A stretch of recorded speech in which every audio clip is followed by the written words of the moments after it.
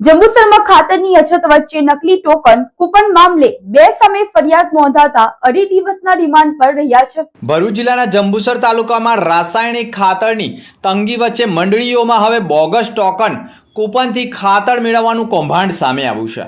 એક મંડળીના સંચાલકે બે શખ્સો સામે પોલીસ ફરિયાદ નોંધાવી છે।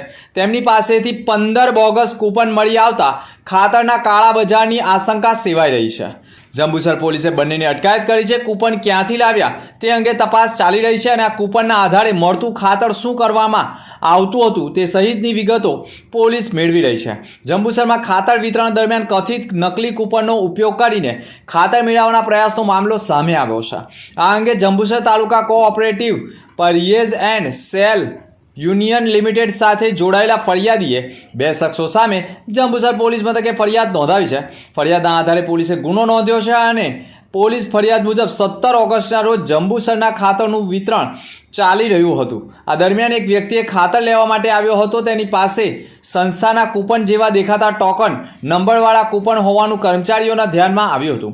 કૂપન અંગે શંકા જતા કર્મચારીઓએ સંસ્થાના જવાબદાર અધિકારીને જાણ કરી।